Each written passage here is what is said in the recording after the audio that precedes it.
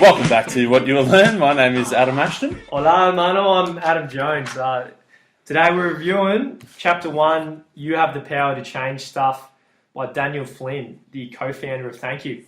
Yeah, so this is what originally started as Thankyou Water, the water bottles that's branched out to, 35 different products across food, personal care, and water. It's getting pretty big. It's very big in Australia. Yeah. It's not yet international, so if you're from overseas, look out for Thankyou Water if it comes. It's a new concept that kind of challenges the capitalist kind of model of profit and puts the money. It's a social enterprise basically. And, puts the money into water projects around the world. Yeah, it's a pretty phenomenal thing, isn't it? Yeah, and a pretty phenomenal book. Yeah, I thought it was incredible. You have the power to change stuff. Yeah, this was recommended to me by my brother. So yeah, bought it straight away and thought it'd be worth reviewing. And it's been a fucking incredible book. Yeah, nice. It's a book. The physical book itself challenges the what a book is, I guess.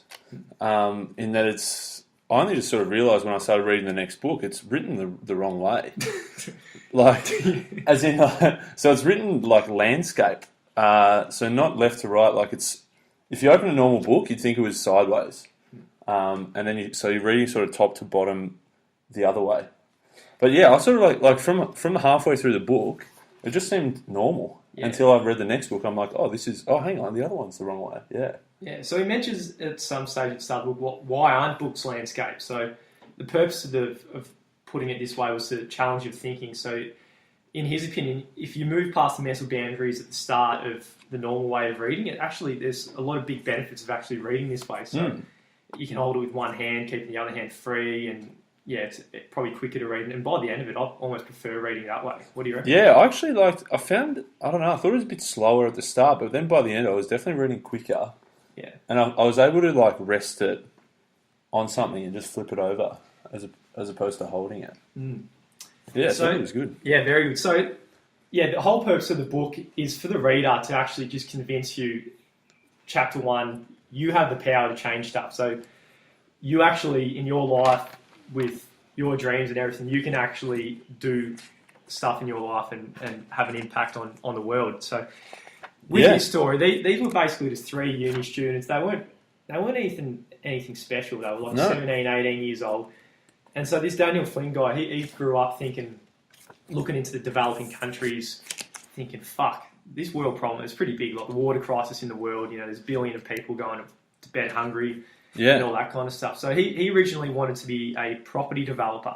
But then growing up, and the more he researched into these problems, he thought, fuck, he was walking down Melbourne and he saw these $3.5 million yachts and thinking, fuck, what happens if one person decided to just donate to water projects? So he did a little quick computation, and it was $3.75 million and whatever divided by bottles of water, and it worked out. He had that person could have impacted 200,000 people's lives with that choice of helping people, as opposed to just helping himself with buying a yacht. Yeah, exactly. So he said that there's 1 billion people in extreme poverty, and then there's 6 billion people that aren't.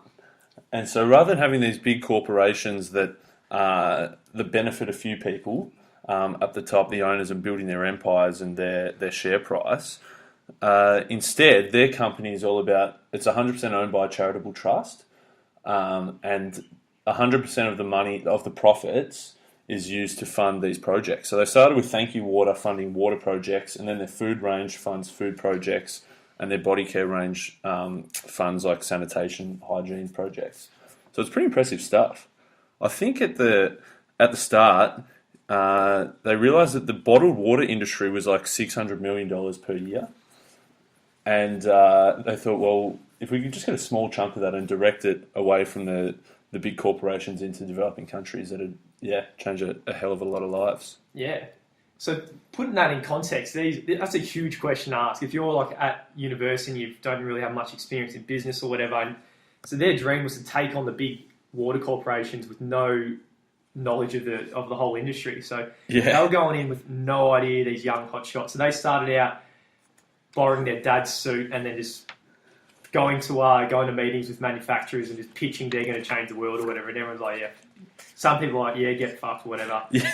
But then their persistence kind of got them to a place, and they finally got 20K as a donation from someone who believed in the cause, and then from there they started going to places and they started producing water and stuff, and they had some pretty wild challenges. Yeah, absolutely, man. I got taken on the ride in this book, in that it just like everything seemed to be against them. Every time they worked something out, there's another hurdle, another stumbling block. It just seemed like everything that could go wrong did go wrong. And so it was a bit refreshing after reading Trump a week or two ago, where everything just worked out perfectly. That like you saw that there were challenges every step along the way, whether it was the bottles themselves, the lids. They had a fair few issues with the lids, getting it into stores. Everything that could go wrong did go wrong. So it was a hard slog for basically 3 or 4 years. So what they thought. So there's in I think chapter 1.2. So his belief in these challenges was that these are actually learnings. So I guess like having that mindset that these problems they're having can teach them something, as opposed to why is the world doing this to me? Why is everything so hard? They use the challenges to find out better ways of promoting their business.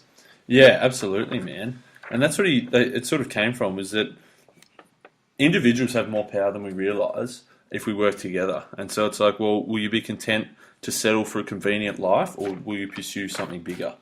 And they were pursuing something bigger, and still are pursuing much, much bigger things. Because it's still, like, it's big so far, but it's still relatively small in that it's confined to Australia. Yeah.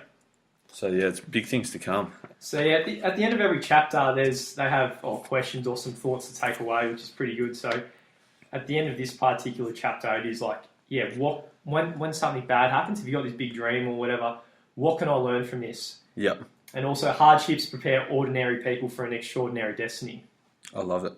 And small wins can make the difference. So if you have these core beliefs kind of thing going on, if you're after something, then I guess you can just get past anything. It's easier said than done, though.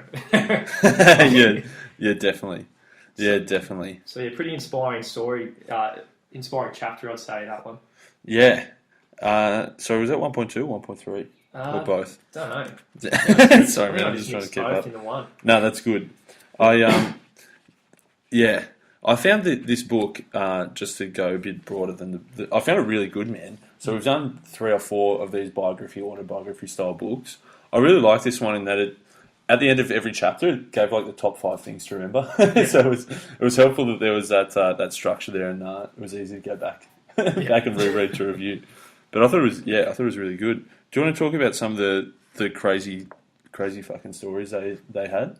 Yeah. So we'll go to that. So they started going. They had some challenges, but they weren't really hitting the big time yet. No, I think that's what, like, in their first 3 years they did like $7,000 profit, and then like the year 2 and year 3 were about $20,000 profit. So it's sort of like if those 3 people just went and worked full time and earned $60K a year, that would have been $500,000 in salaries between the 3 of them they could have donated instead, as opposed to they're just sitting on $50K of profit.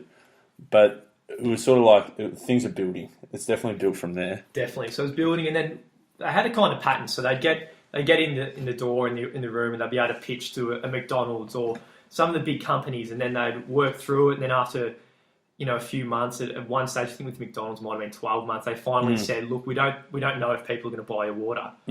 So when they finally got in the room with Coles and Woolworths, so in Australia, these are the big, the Walmart of the USA kind of companies.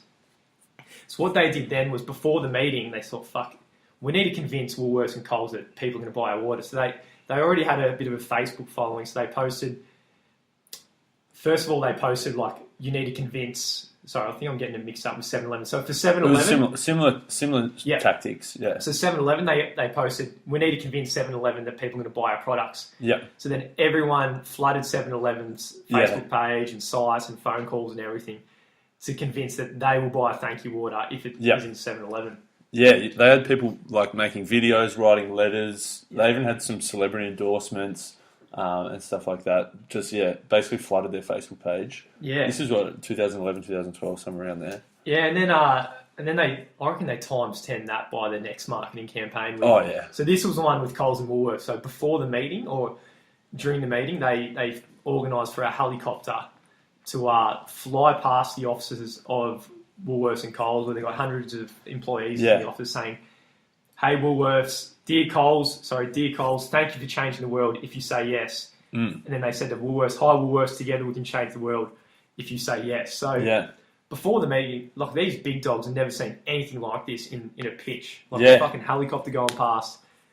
And correct. And they even had so they had that as like their offline strategy to get that visibility. They also had a similar online to that 7-Eleven where they had shitloads of videos, songs, posts, and they even had, because they had a bit of a feature on Sunrise as well, the morning TV breakfast show, where Sunrise sort of backed them. Did a good story on him. Koshi seems like a bit of a legend. So they built the online through there, the offline through the helicopters. You say did they have a truck? Big mobile billboard going around the city as well. It's crazy. But I guess the more crazy thing than all of this is because they were not for profit. They didn't have money. So they did all of this. They had 10 staff. And they had no money, and basically all of it was donated by people. So they got a helicopter donated, the pilots donated their time, someone else donated a sign. Everything was donated. Crazy. So the guys at Coles and Woolworths, they're like, fuck, we haven't seen an advertising campaign, anything like this, a marketing campaign. So they just threw this crazy thinking, and you don't need money to have the kind of thinking they did. They're just wild ideas, lateral thinking. Yeah, for sure. They finally had their break, and they are all of a sudden they're in the biggest 2 distributors of water in Australia. Yeah, correct. And that's when they even went from water, and that's when they expanded to like 18 different products. Right. And that's I guess all the challenges they had were like, okay, well, I guess you did all this with water, but how are you going to do the same thing with food and with personal care, hand lotions, body wash, stuff like that? But they managed to get them all in. Definitely. And I guess the big thing is, because Coles and Woolworths are the 2 biggest things, it sort of helped that one was keen and the other was keen to do it. They didn't want just one supermarket to have full advantage, so the other supermarkets saw, fuck, if they're doing it, we better do it as well. So that probably helped a bit. Definitely. So I'd like to backtrack a little bit from back to a bit of their challenges. So there's a stage where Daniel was about to not do anything, but a really interesting part of the book. So he's about to give it up, and then he was watching Bruce Almighty one night, and he's got Jim Carrey fucking yelling out to God. What does he ask? Something like, "Oh, give me a sign. Give me a sign, God." And he's like driving his Lamborghini or something. And have you seen the movie? Yeah. I don't remember seeing too well, but then he's like saying "wrong way, go back, bridge closed" or whatever. And he keeps driving anyway. So anyway, Daniel did the same thing. He's like, "Fuck, I'm struggling here. God, if this will work, give me a sign." And then he's not a religious dude or anything, but no, he is. He is? He is, okay, he's a religious dude then. But he opened up the Bible, and the first thing he read is, "The poor and needy search for water, yet find none. Their tongues are parched with thirst, but I, the Lord, have heard their cry." Yeah. So that's literally, he said he went to the Bible, just opened it up to a random page, didn't flick it, just opened up to a page somewhere in the middle, and that was the first 2 sentences he saw. Yeah, they need water, so you should try that one day. See what happens. Open up, well, mate. So that was a fair sign. That's when he was like, because he's very religious, and that's when he was like, well, okay, we're onto something here. I reckon that's a good sign. I reckon I'm not religious myself, but I reckon that's a good. Hey, God, dude, if you exist, I don't know if it works for us. Does it? What do we have to do? Oh, he went through the church for 20 years. So we can start going to church. Yeah. Oh, I don't know, but there's so many religions. How can you pick one to commit to? Yeah. Anyway, so still maybe we'll review the Bible. Maybe that'll make us on a good side of God. That'd be get big dog. I'll be down for that. I haven't read it. Before. I'll be open to it. Interesting. So anyway, so that's basically the story. So then they got all the products, but at the end of the book, it starts going into the other bigger concepts as well, which is a very common one is fear. So he has a big chapter on fear, and obviously he went through it doing something so wild and ridiculous, like an 18-year-old with his huge dream. There's obviously a lot of fear, and a lot of people telling him, "No, you can't fucking do that." Yeah, So he says literally everyone said you can't do that. Yeah, exactly. So he says the fear of failure has killed more dreams than failure itself. Yeah. So the greatest lessons though come in the ashes of failure. Yeah, I love that. So man. failure leads to learning, which leads to success. You'd think the culture of failure would be embraced, but probably not the case especially in Western culture, where if you get a B or if you get an F or something, it's not good. It's not good, and then people might be turned away from that subject rather than find learning. So our approach to failure is probably inherently not productive for what we want to do, right? Oh, definitely, man. But what I found so I guess one of the bigger things for him personally was he started young. So he got started early, just like he'd buy a slab of cans of Cokes, take them to school. The canteen was selling Cokes at the canteen for $2. He'd buy a slab and sell it for $1.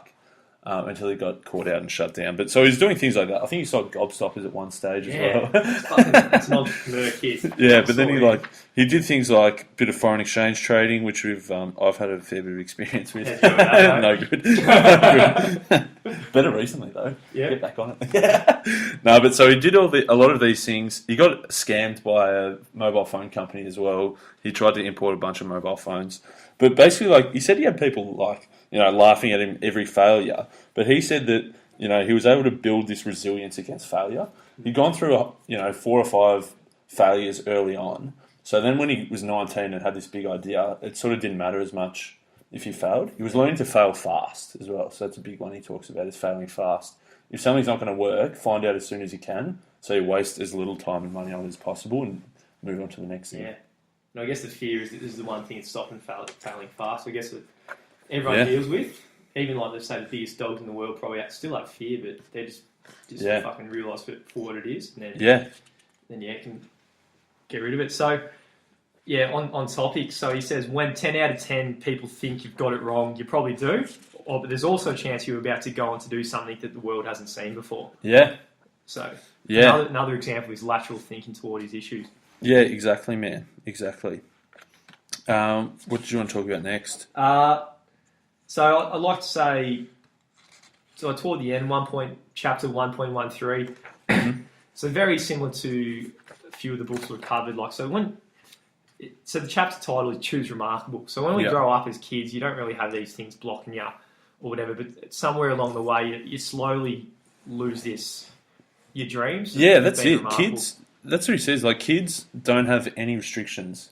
Kids want to be a firefighter, a helicopter pilot, a doctor, whatever it is that they want to be and they want to do. They don't see that it's not possible. They always think whatever they want to do, they can do. But somewhere along the line, we start to question ourselves and think, oh, maybe I can't do all these things. Maybe I'll just go to uni and just have a 40-year career and be a lawyer. And then the excitement just can start dying. And it takes a bit of digging maybe to find your old dreams you have. So that was I think that was covered in Life in Half a Second, right? Yeah. Bigly. Yeah. Life in Half a Second's a ripper. We're going to get Big Matty on in the next 6 weeks as well. Yeah. He's locked in for the end of the year. So the ending quote of the book is it's one from Steve Jobs. So life can be broader once you discover the simple fact that everything around you was made by people no smarter than you. You can change. You can influence it and build the things that you want for people to use, or something like that. Yeah, good delivery. Mate, I like he goes through a 10-step process to being remarkable. That was pretty good. He said it's so simplistic, so generic, but he tried it and it works. It's pretty simple. Step 1, have a thought or an idea. Step 2, seek counsel or advice. But he, as a bit of a as a note to that, just because one person says you can't do it, don't stop there. Look for a whole bunch of different people as well, and even if you'll get some a bit more structure to your idea. Step 3, take action. You said that's the hardest step. That's the biggest step. That's where that fear comes in. Yeah. Step 3 is take action. Step 4, fail. Step 5, learn. Step 6, refine the idea. And step 7, take action again. Yep. Step 8, repeat. So go through that process of taking action, failing, learning, refining, taking action again. Step 9, succeed. Step 10, enjoy. Yeah. And repeat. Go again. Which is sort of I guess that's the process of water. They did that with water. Oh, totally. Then they enjoyed and then repeated with food and body care. Yeah. Now they're going to enjoy that. Now they're going to repeat by Big going goals. to New Zealand and then going to the rest of the world. Yeah. They'll get around the world. After reading this story, it's like this dude, impressive dude. Yeah. He'll get around the world. And he'll get on the potty as well. And he'll get on the potty. Yeah. Mate, I've got three quotes. Yeah. Muhammad Ali, impossibility is not a fact, it's an opinion. So just because a lot of people say it's impossible, that's just their opinion. That's not saying that it is definitely impossible. Like that one. Steve Jobs, the people who are crazy enough to think that they can change the world are the ones that do. Yeah. So yeah, Daniel, he's pretty crazy. He thinks he can change the world, and he is. He did. Yeah, he is. Definitely. Yeah. I think the most important, at the very start of the book as well, he said this book, the world doesn't need another book, it needs an idea that could change the course of history. So he didn't write the book because he thought, I'm a success now, everyone needs to hear my story. He says this is chapter 1. As in, they're at the end of chapter 1 now. Chapter 2 through 10 is still to come. And so that's why he needs people on board. Yeah. So it's the way I interpreted that is it's like an invitation to the reader. This is chapter 1. Follow this and let this be the start of something big for yourself.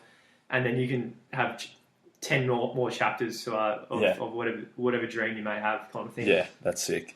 So, love it, mate. So, what do you reckon overall?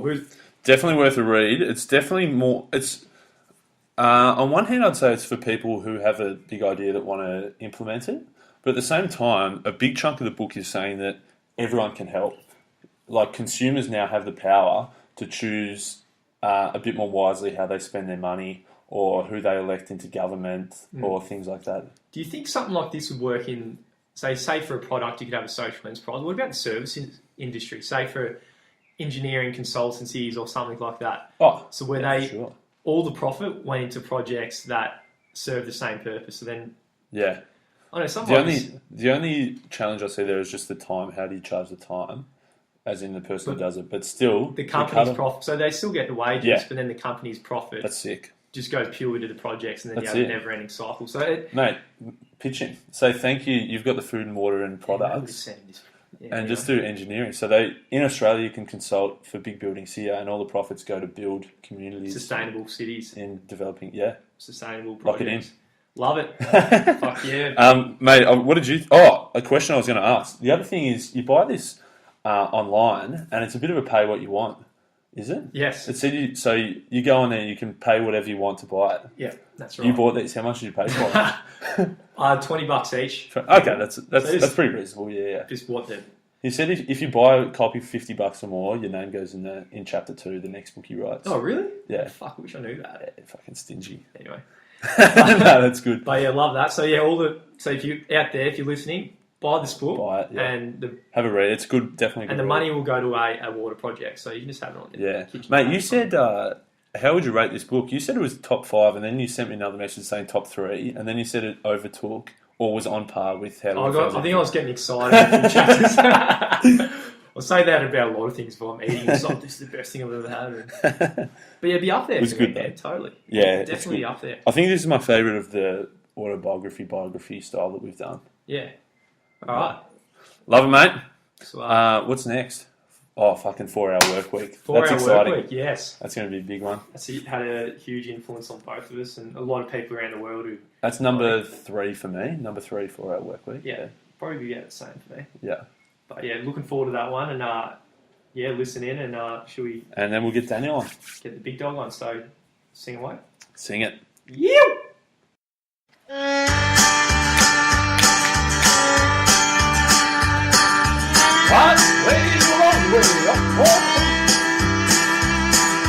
Chapter 1 by Daniel Flynn. You have the power to change stuff. Yeah! Thankyou Water. Thankyou Water. Dripping deep now. Go down by the big country project. Stick the water in that key's mouth. Drink it up and get hydrated, boy. Oh yeah. Yeah! Turn your stumbling blocks into stepping stones. High 5 status quo in the face with a chair. Get that helicopter. Pick it up, cold.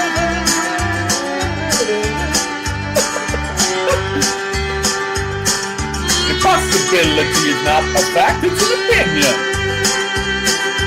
People who are crazy enough to think that they can change the world, they're the ones that do. Daniel Flint.